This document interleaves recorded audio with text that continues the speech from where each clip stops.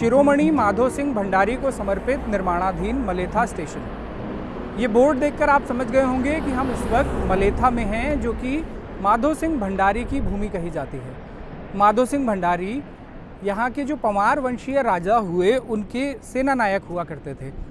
मलेथा की भूमि जो है वो शिरोमणि माधो सिंह भंडारी की भूमि उसे इसलिए कहा जाता है क्योंकि ये क्षेत्र कभी बेहद सूखाग्रस्त क्षेत्र हुआ करता था, लेकिन माधो सिंह भंडारी ने यहाँ एक नहर के जरिए, एक पहाड़ खोद कर उसमें बनाई गई एक नहर के जरिए यहाँ पानी पहुँचाया था।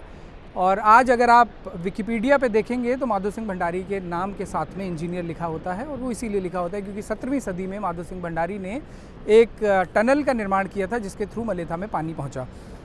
वही मलेथा आज आप देखेंगे तो रेलवे स्टेशन, जिसका आपने ये बोर्ड भी देखा, आज कंक्रीट का एक पूरा मैदान आपको दिखाई देता है। ये जो जगह आप देख रहे हैं, यहाँ कभी हज़ारों लाखों पेड़ हुआ करते थे। उन तमाम पेड़ों को काट दिया गया और उसके बाद मलेथा स्टेशन का निर्माण किया जा रहा है। हालांकि ये मांग जो है रेलवे की, ये बहुत पुरानी मांग है। राहुल सांकृत्यायन की किताब में जिक्र मिलता है कि फर्स्ट वर्ल्ड वॉर में जो दरबान सिंह नेगी विक्टोरिया क्रॉस जिनको मिला, उन्होंने सबसे पहले ब्रिटिशर्स से ये मांग की थी कि इस इलाके में रेलवे लाइन पहुँचाई जाए। और ब्रिटिशर्स के दौरान ही यहाँ पे रेलवे लाइन के सर्वे हुए।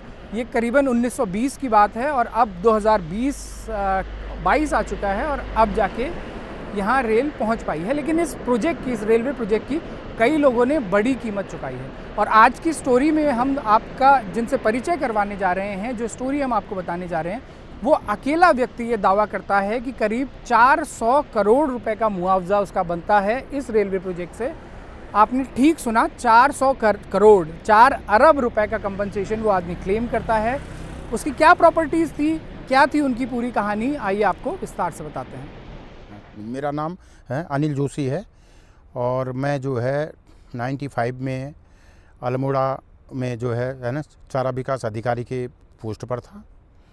गवर्नमेंट की सेवाओं से मैं उतना सेटिस्फाइड था नहीं, क्योंकि मैं चाहता था कि मैं कुछ पहाड़ों में ऐसा काम करूं कि जिससे एक स्वरोज़गार का कार्यक्रम हो सके। तो मैंने गवर्नमेंट के जॉब पे ज़्यादा ध्यान न दे करके मैंने गवर्नमेंट जॉब छोड़ दिया। और उसके बाद जो है 97 से मैं स्वरोज़गार के क्षेत्र में अपना जो है agriculture, horticulture, forestry, dairy, poultry, इस क्षेत्र में स्वरोज़गार का वो कर रहा हूँ कार्यक्रम। और इस स्वरोज़गार के कार्यक्रम से मुझे लगभग जो है 6 लाख की इनकम आसानी से हो जाती थी। फिर मैंने जो है 98 से मैं वीर शिरोमणि माधो सिंह भंडारी जी के गांव में आया और मैंने देखा कि यहाँ पे उत्तराखंड की सबसे अच्छी सिंचित भूमि है, पानी का साधन यहाँ पर है, सड़क के पास में है और यानी जो है यानी उपजाऊ भी है भूमि। तो मैंने सोचा कि क्यों ना मैं यहाँ पे कुछ ऐसा कार्यक्रम करूँ कि लोगों को एक यहाँ से सीख मिले कि पहाड़ों में ऐसा भी कार्यक्रम हो सकता है। फिर मैंने सोचा कि जैसे पहाड़ों में होता है, भीमल होता है, खड़ीक होता है, बेडू होता है, इस तरह के पौधों का भी मैंने यहाँ पे उत्पादन किया। लेकिन फिर मेरे को ये लगा कि सहतूत एक ऐसा पेड़ है जो पहाड़ में स्वरोज़गार का भी वो दे सकता है कार्यक्रम, और जो है जानवरों के लिए अच्छा जो है वो भी दे सकता है, पौष्टिक घास भी दे सकता है। तो मैंने फिर जो है सेरिकल्चर वालों से कांटेक्ट करके मैं वहाँ से जो है 500 पेड़ जो है सहतूत के जो है वहाँ से जो है वो किया। और उन 500 पेड़ों से मैंने पहले साल में जो है 5000 पेड़ों का यहाँ पे उत्पादन किया। और मेरे को ये लगा कि ये सहतूत से जो है रेशम कीट पालन भी हो सकता है, चारे का काम भी आ सकता है, इसमें जो फल आते हैं उनसे जैम, जेली, जूस, चटनी, अचार भी बन सकता है। तो मैंने सोचा कि क्यों ना मैं इस कार्यक्रम को जो है बड़े स्तर पे शुरू करूं। फिर मैंने सन 2013-14 से इस कार्यक्रम को यहाँ पर व्यापक रूप दिया। मैंने यहाँ के जो स्थानीय लोग हैं 34 लोगों की सिंचित ज़मीन जो है रेंट पे ली और तब मैंने यहाँ पर शहतूत के 7 लाख पेड़ों का उत्पादन किया। इस बीच क्या हुआ कि ऋषिकेश कर्णप्रयाग की जो रेलवे लाइन बन रही थी उसका सर्वे स्टार्ट हुआ और जो सर्वे करने वाले आए लोग उन्होंने कहा कि यहाँ पर जो है स्टेशन बनेगा। मैंने कहा जी यहाँ तो मैं काम कर रहा हूँ, ये कैसे बनेगा, क्या होगा हमारा? उन्होंने कहा नहीं, आपका भी जो है हल होगा और यानी एक्ट में इस तरह का है, सब रूल हैं कि आपको भी इसको हम सेट करेंगे। तो मेरे जो लगभग 10 लाख पेड़ थे जो मैंने जो है अपने 10 सालों के अथक परिश्रम से जो है यानी उगा रखे थे, वो इस रेलवे लाइन की जद में आ गए और रेलवे ने यानी उन पेड़ों को काट दिया और जो मेरी सोच थी उसको ख़त्म कर दिया।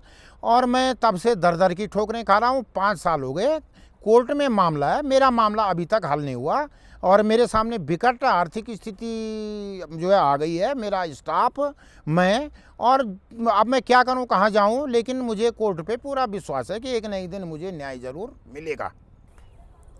तो अनिल किशोर जोशी जी की मोटी मोटी कहानी आपने सुनी, लेकिन इस रिपोर्ट की शुरुआत में हमने आपको एक बात बताई थी कि ये कंपनसेशन का एक मामला है और मामला कितना बड़ा है, अमाउंट कितना बड़ा है, वो अमाउंट जाता है 4 अरब से भी ज़्यादा का वो अमाउंट बनता है। वो कैसे बनता है उसका एक टाइमलाइन, एक ब्रीफ हम आप लोगों के साथ में शेयर कर देते हैं।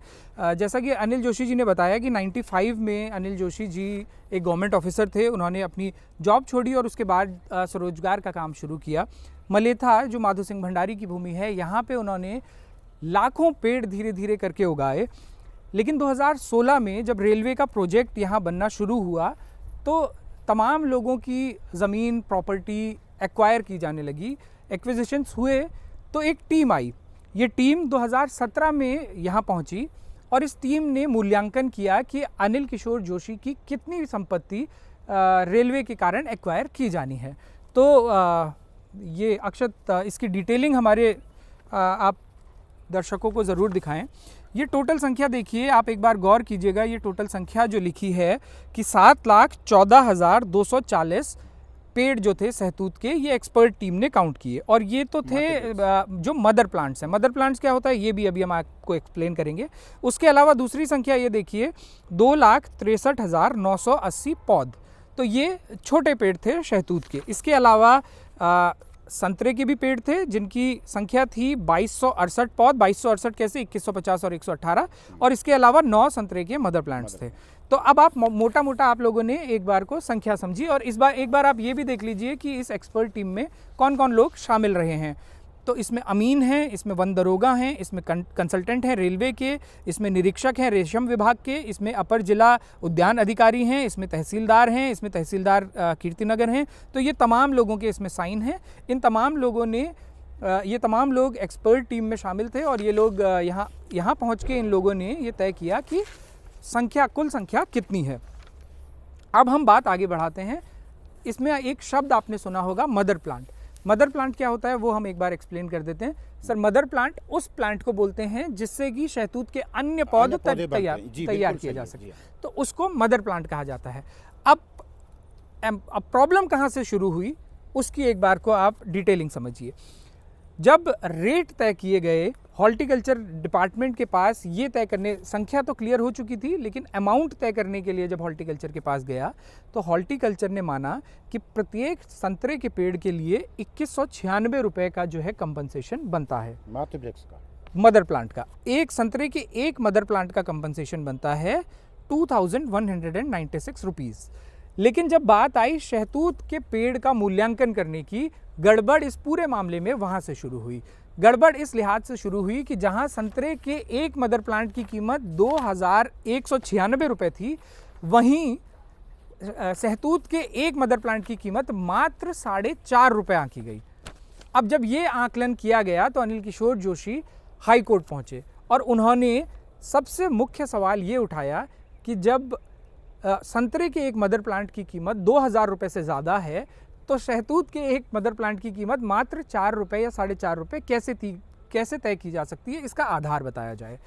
आधार पूछने के लिए हाईकोर्ट ने सबसे अहम सवाल उठाया और हाईकोर्ट ने हॉर्टिकल्चर डिपार्टमेंट से पूछा कि क्या सहतूत एक फलदार वृक्ष है या नहीं है। इसके जवाब में तमाम डिपार्टमेंट्स आनाकानी करते रहे, लेकिन इसी बीच अनिल किशोर जोशी जी ने आरटीआई का इस्तेमाल किया और आरटीआई से एक जवाब मांगा जिसमें हॉर्टिकल्चर ने यह स्वीकार कर लिया कि हाँ, सहतूत एक फलदार वृक्ष है। और न सिर्फ फलदार वृक्ष है बल्कि अक्षत इसकी डिटेलिंग दिखाइएगा कि ये सहतूत, जिसे मलबरी भी कहा जाता है, मलबरी एक फलदार वृक्ष है, ये उन्होंने माना। और ये किस श्रेणी में आता है, अगर आप श्रेणी देखेंगे कि श्रेणी 2 में रखा गया है, तो ये वही श्रेणी है जिस श्रेणी में संतरे के मदर प्लांट को रखा गया है। यानी डिपार्टमेंट ने एक्सेप्ट किया कि जिस फॉर्मूले के आधार पर संतरे के मदर प्लांट का फिक्सेशन होगा, एग्जैक्टली वही फॉर्मूला लागू होगा शहतूत के भी मूल्यांकन करने के लिए। तो इस लिहाज से अगर उसी सेम फॉर्मूले के लिहाज से अगर संतरे के लिए जो फॉर्मूला अपनाया गया है, अगर उसी लिहाज से अनिल किशोर जोशी जी के जो शहतूत के पेड़ हैं उनका मूल्यांकन किया जाए तो प्रत्येक पेड़ की कीमत 2000 रुपये से ज़्यादा बनती है। और जैसा कि उन्होंने बताया कि एक उनके पास टोटल जो पेड़ थे, वो जो मदर प्लांट्स थे, वो 7,14,240 मदर प्लांट्स थे जो कि रेलवे ने काट दिए हैं। अब प्रत्येक की कीमत अगर आप इस अनुमान से आप लगा लेंगे कि अगर मिनिमम 2100 से ज़्यादा प्रत्येक पेड़ की कीमत है, जो कि खुद हॉर्टिकल्चर मानता भी है, उसके तमाम पेपर्स में और उसके तमाम जो जहाँ पे भी एक्विजिशन किया जाता है, तो एक्विजिशन के जितने भी रिकॉर्ड्स हैं उनके अनुसार उस फॉर्मूले के अनुसार, जिस फॉर्मूले से उन्होंने संतरे का फिक्सेशन किया, उसी फॉर्मूले से अगर शहतूत का भी फिक्सेशन किया जाए तो वो इतना ज़्यादा अमाउंट बनता है। लेकिन अमाउंट इतना कम क्यों बना, इसकी कहानी अनिल किशोर जोशी जी अभी आगे और विस्तार में साझा भी करेंगे। तो जब वो उच्च अधिकारियों से मिलने गए और रेलवे ने ये देखा कि एक व्यक्ति ने 10 लाख से ज़्यादा पेड़ उगाए हैं और अगर इसको उसी दर से भुगतान कर दिया जाए जिस दर से कि किसी भी फलदार वृक्ष के मदर प्लांट का भुगतान किया जाता है, तो ये तो एक बहुत लार्ज अमाउंट बन रहा है। जैसे हम आपसे जिक्र कर ही रहे थे कि 400 करोड़ से ज़्यादा का अमाउंट बन रहा है। तो इतना बड़ा अमाउंट सुनकर अधिकारियों के हाथ पैर फूले और उन्होंने एक रैंडम तरीका निकाला। और अनिल किशोर जोशी ये खुद भी बताते हैं कि अधिकारियों ने उनसे सिर्फ ये बात कही कि क्योंकि आपके पेड़ों की संख्या बहुत ज़्यादा है, इसलिए मात्र 4 रुपये फिक्सेशन कर दिया गया, जबकि इस बात का कोई भी तार्किक या लीगल आधार नहीं है। और वही लीगल लड़ाई अनिल किशोर जोशी पिछले 5 साल से लगातार लड़ रहे हैं। और इस मामले में एक बहुत गंभीर बात और हुई है, जो कि एक आपराधिक बात हुई है कि अनिल किशोर जोशी जी जब हाईकोर्ट पहुंचे और हाईकोर्ट में ये जितना हमने आपको डिटेलिंग बताई, इतनी डिटेलिंग जब तक प्रोसेस हुई, उसके बाद हाईकोर्ट ने, क्योंकि यहाँ एक ट्रिब्यूनल बनाई गई है, 2013 में एक स्पेशल एक्ट पास हुआ है। वो एक्ट इसी के लिए है कि यहाँ रेलवे का जो प्रोजेक्ट बन रहा है, रेलवे के प्रोजेक्ट में जितने भी कंपनसेशन के प्रॉब्लम्स हैं वो उस ट्रिब्यूनल में वो सारे मैटर्स के लिए एक अलग से ट्रिब्यूनल बनाई गई है। तो हाईकोर्ट ने भी ये बोला, अनिल किशोर जोशी को ये बोला कि वो ट्रिब्यूनल में जाके अपने कंपनसेशन का मामला फाइल करें। अब जब अनिल किशोर जोशी ट्रिब्यूनल में पहुंचे तो वहाँ रेलवे की तरफ से एक बहुत बड़ा आपराधिक कृत्य किया गया और वो ये था कि रेलवेज़ ने वहाँ पे हाईकोर्ट का एक नकली ऑर्डर, एक फेक ऑर्डर फाइल किया। हाईकोर्ट ने जबकि ऐसा कोई ऑर्डर पास ही नहीं किया था जिसको रेलवे ने हाईकोर्ट का ऑर्डर बताते हुए ट्रिब्यूनल में दाखिल कर दिया। ये बात जब अनिल किशोर जोशी और उनके अधिवक्ताओं को पता चली तो उन्होंने हाईकोर्ट में इस मुद्दे को उठाया। हाईकोर्ट ने ये माना और जांच के आदेश दिए, विजिलेंस जांच के आदेश दिए। और न सिर्फ हाईकोर्ट ने बल्कि जब ट्रिब्यूनल को भी ये बात पता चली कि यहाँ पे उनके सामने हाईकोर्ट का एक ऑर्डर फेक करके प्रेजेंट किया गया है, तो ट्रिब्यूनल ने बाकायदा दंडात्मक कार्रवाई करने के आदेश दिए हैं और जिन व्यक्तियों के खिलाफ वो आदेश हैं वो अभी बेल पे हैं, वो मामला अभी पेंडिंग है। दूसरी तरफ हाईकोर्ट ने जो विजिलेंस जांच के ऑर्डर किए थे, अब आप एक बार को ये भी अंदाज़ा लगाइए कि इतना बड़ा अमाउंट है तो कितने तरह के लोग इन्वॉल्व होंगे और कितने सारे स्टेक होल्डर्स होंगे जो कि हाईकोर्ट के एक फेक ऑर्डर प्रोड्यूस कर सकते हैं। और न सिर्फ प्रोड्यूस किया गया बल्कि हाईकोर्ट की वेबसाइट में वो फेक ऑर्डर अपलोड भी किया गया। इस पे जब विजिलेंस की जांच हुई और हाईकोर्ट के तमाम जस्टिसेस ने जब इसकी जांच के आदेश दिए तो ये स्वीकार किया गया कि हाँ, ये गलती हुई है। और इसको गलती नहीं कहा जा सकता। हाईकोर्ट की वेबसाइट में किसी हाईकोर्ट जज के नाम का एक फेक ऑर्डर अपलोड कर देना ये बहुत बड़ा आपराधिक कृत्य है। लेकिन विजिलेंस की जांच में सिर्फ इतना ही निकल पाया कि हाँ, ये अपराध तो हुआ है, लेकिन अपराध में किया किसने, कल्प्रिट कौन है, उस तक हम अभी नहीं पहुँच पाए हैं। फर्दर जांच के आदेश हैं और पिछले 2.5 साल से वो जांच लंबित है। तो इस मामले से आप एक ओवरव्यू समझ सकते हैं कि इतने बड़े स्टेक्स हैं, इतने बड़ा अमाउंट है, तो कितने तरह के पावर स्ट्रक्चर्स इस पूरे प्रोसेस में काम कर रहे होंगे। अभी हम आपको लेके चलते हैं उस इलाकों की तरफ, शहतूत के उन पेड़ों की तरफ जिनका जिक्र अभी अनिल किशोर जोशी ने किया, जो उन्होंने वर्षों की अथक मेहनत के बाद बनाए थे। हम आपको दिखाएंगे कि वो पेड़ अगर अभी तक होते तो कितने बड़े हो चुके होते, कितने फल दे रहे होते, उनसे कितने नए पौधे पैदा हो चुके होते, और वो एरिया भी आपको दिखाते हैं जो अभी अधिग्रहित नहीं हुआ है और जो अब बहुत छोटा सा चंक या बहुत छोटा सा इलाका जो बचा है। तो आइए अब उस तरफ चलते हैं।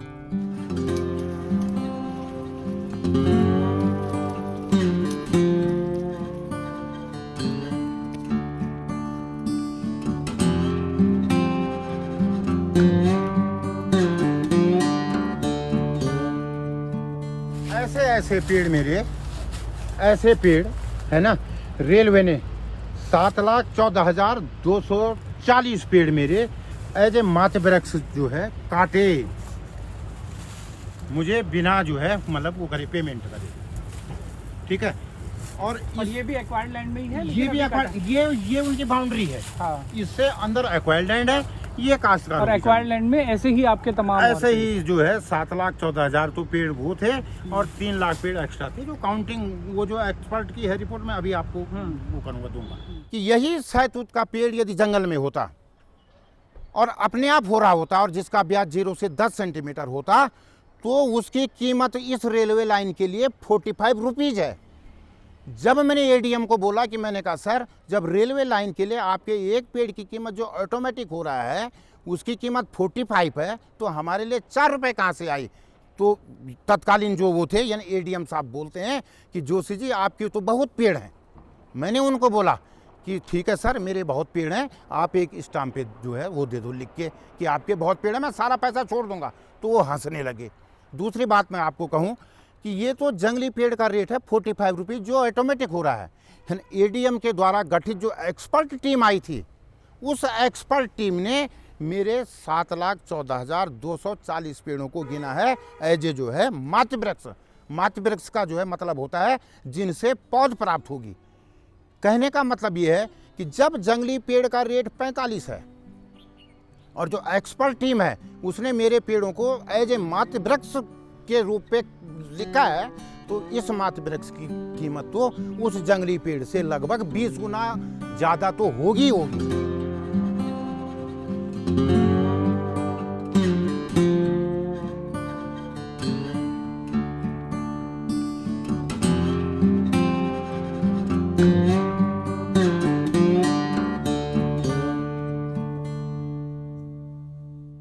मुझे कोर्ट पर पूरा भरोसा है, न्याय पर पूरा भरोसा है, लेकिन रेलवे ने जो मेरा उद्देश्य था, आज पहाड़ में बात करते हैं लोग कि पहाड़ खाली हो रहा है, मेरा उद्देश्य ये था कि मैं यहाँ पर एक मॉडल बना के लोगों को दिखाऊं कि तुमको नौकरी करने की ज़रूरत नहीं है। पहाड़ में सारे प्राकृतिक संसाधन हैं, इन प्राकृतिक संसाधनों का वैज्ञानिक तरीके से हम दोहन करें तो हम यहीं पर अपने लिए रोजगार का साधन पैदा कर सकते हैं। मेरा जो उद्देश्य था कि कैसे मैं सेल्फ सस्टेनेबल इकोनॉमी के आधार पे पहाड़ में रोजगार के साधन पैदा करूं, ये रेलवे के अधिकारियों ने कोर्ट को गुमराह करके मेरे इन उद्देश्यों को विफल कर दिया है। लेकिन मुझे उम्मीद है कि वे सफल नहीं होंगे, अंततः न्याय होगा।